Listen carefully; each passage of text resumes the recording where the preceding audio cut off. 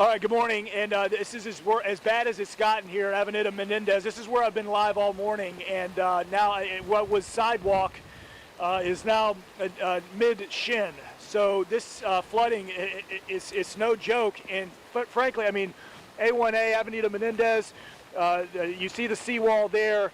The ocean, or I say the ocean, it looks like the river is pouring over the seawall. That sailboat that we've been talking about all morning, it won't be a matter of time, right at high tide, before that thing comes up and over the wall.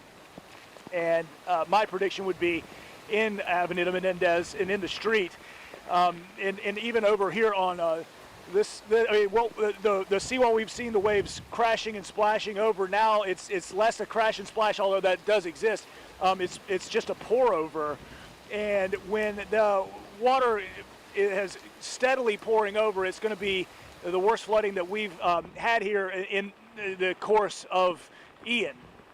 Rain steady, gusts heavy, Bridge of Lions closed for traffic going onto Anastasia Island. They are still letting, folks come off the bridge, but venturing out too much further into it, especially right here along the edges, it's just a little too deep. I mean, and then the boots fill with water. But you can kind of see, and again, that silver SUV is something we've been watching all day. It's kind of our perspective, our barometer, for lack of a better term, as I'm struggling to think of a word. But you see the water's up mid-tire as it's parked up against the edge. The boat continues to rock. The river, I mean, it's eye level. I mean, you're looking right at the waves, and I can't emphasize enough the fact that we have got a high tide still about approximately 90 minutes from now before we'll have slack water and hopefully an outgoing tide that flushes this all out. Yet to see how much higher this comes. We may have to move from this spot. We do have higher ground to get to, but this spot may not be the vantage point for too much longer. We'll continue to watch, and we'll be here as long as we possibly can until it's time to get to higher ground. I understand we've got our team coverage. Renata is also in St. Augustine. I'm going to be hesitant to do Q&A with you guys because, frankly, all I'm hearing is rain beating up against my ear, and I'm hearing Lou talk. That's kind of the cue to go. So other than that, that's about all I've got for you right now. So let's get over to Renata joining us in St. Augustine with our team coverage.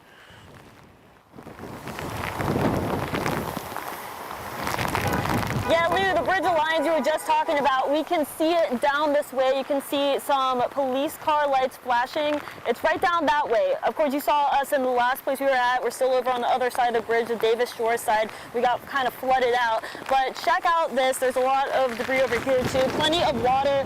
The street lights are out. There's a lot of just stuff like this getting in the way. And over here, the Growers Alliance sign actually came off. It looks like the bottom here might have been kind of rusted out, completely toppled over now, and there's it looks like a wire is actually dangling there, so we're not going to get very close.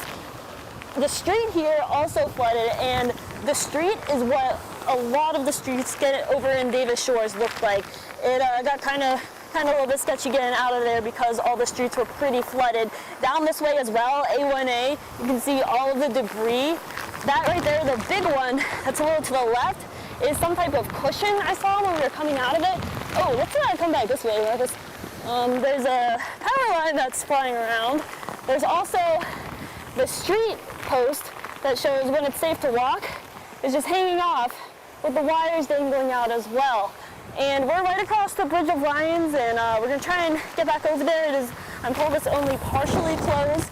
I also talked with the public information officer for this county, and she says that they have some reports of trees that have been knocked down. Some of them have been okay. Mostly, though, the people we're seeing driving, only police cars. We've seen some police earlier when we were over at the marina. We saw a fire engine that didn't appear to have an emergency going on, and they just went into the marina parking lot, and then they turned it back around. But over at the marina, that is where I told you earlier, we could actually taste some of the salt because the wind was so strong. It was pelting us in the face with the rain, which really stung, but it was also knocking up a bunch of the water.